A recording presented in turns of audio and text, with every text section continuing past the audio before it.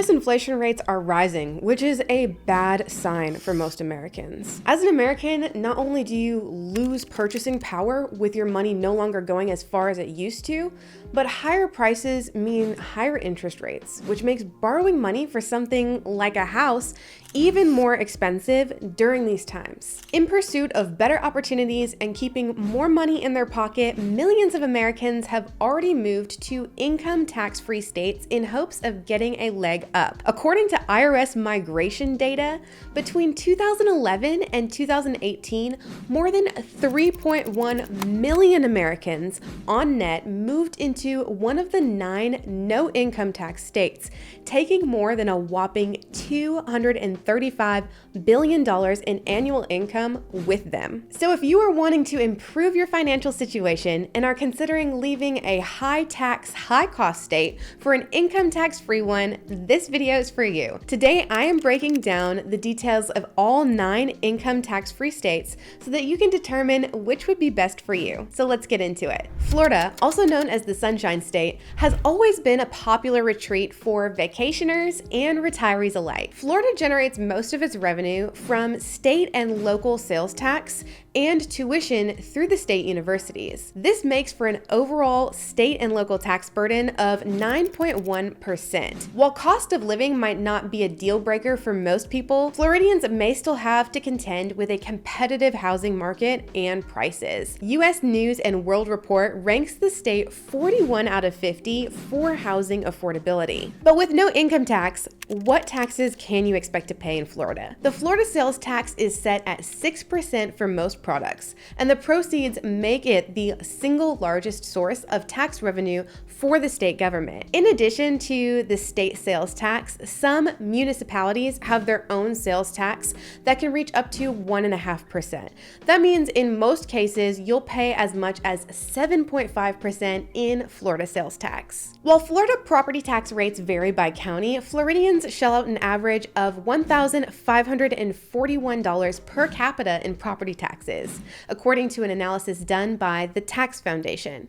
That places the state 29th overall in the US for that metric and slightly less than half of the national average. Plus, let's just talk about how amazing those Florida beaches are. Nevada. According to the Tax Foundation, Nevada's overall state and local tax burden is at 9.6%, despite not having income tax. Most of the tax burden is driven by sales and excise tax, including groceries and alcohol, and taxes on hospitality and tourism-heavy industries such as hotels and gaming definitely contribute to this. Nevada is routinely ranked at the lower end of the scale when it comes to affordability. US News and World Report positions the state overall at 41 out of 50, with a particular nod to high housing costs. The property tax rates, on the other hand, are among the lowest in the country, which is definitely an advantage for those of you who might be looking at purchasing a home in your new state as opposed to just renting. Alaska. Alaska, America's largest state, is also considered one of the most tax-friendly. When Alaska repealed its personal income tax in 1980, it began to tax companies involved in oil and gas production at high rates to generate the revenue that was lost from the income tax. In addition to this, only a small portion of Alaska is actually subject to property tax, leading to Alaska's average state and local tax burden to 4.6%, the lowest in the nation. On the downside, Alaska is remote. I know for me personally, the lower tax rate is not a big enough factor for me to consider making Alaska my new home. The state is also expensive in other ways. US News and World Report ranks Alaska an overall 47 out of 50 on its affordability list, with the main contributing factors being higher than average housing costs and a steep cost of living relative to the median incomes. Tennessee. I'll be honest with you, at this point, I have lost count of how many people I know personally that have moved to Tennessee in the last few years, especially the Nashville area. With Tennessee's overall tax burden at 7.6%, the third lowest in the country, it's easy to understand why. But despite having no income tax, according to the Tax Foundation, Tennessee does impose a relatively high sales tax, and it charges taxes on items such as alcohol, beer, fuel, and even fantasy sports contests. The general tax rate in Tennessee is 7%, with the highest local tax rate being 2.75%. This means that if you decide to make this state your home,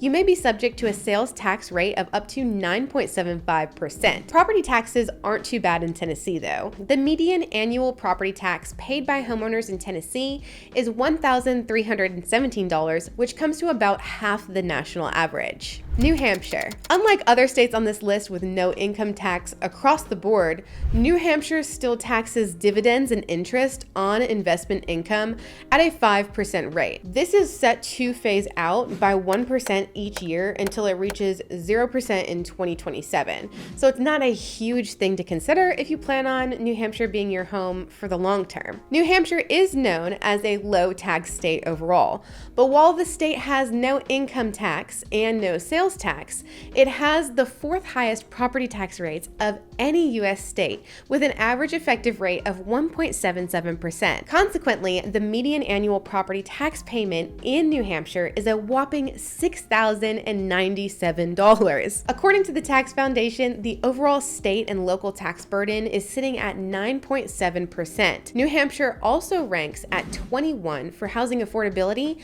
but the cost of living and property taxes are where it falls short. If you're hoping to reduce your overall tax liability, but still plan on purchasing a property in your new state, look at New Hampshire carefully to determine if the tax laws there are going to make sense for you and you'll be able to see the advantages that you're hoping for. Washington. Not only does the evergreen state not have income tax, it also does not impose a corporate income tax. This incentive is no doubt appealing to the many major corporations that have headquarters in the state, like Amazon, Costco, and Microsoft, just to name a few. Washington's overall sales and local tax burden is at 10.7%, which is relatively average.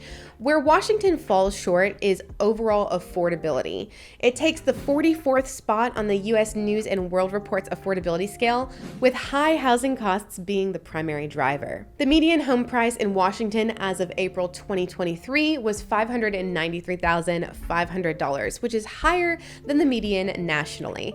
If you are looking at Washington as your future home, you may see some additional relief, as home prices this year are down 8.7% over just last year, so there may be some opportunities for you in the next coming years. South Dakota. South Dakota, home to Mount Rushmore and the Badlands National Park, is often noted as one of the top locations for retirees. For affordability, U.S. News and World Report ranks it at 14 out of 50 nationally for its combined housing and cost of living scores. So definitely, when it comes to an affordability standpoint, South Dakota is one of the top on this list. South Dakota's overall sales and local tax burden is at 8.4%. The state depends on sales and excise taxes to generate revenue, levying taxes on such items like tobacco, motor fuel, and alcohol. Homeowners might not love the effective property tax rate though, which is higher than many other states at 1.8%. The higher property tax rate may not affect you as much though, due to the fact that the median listing price is just over $336,000. Texas. Texas is widely known for its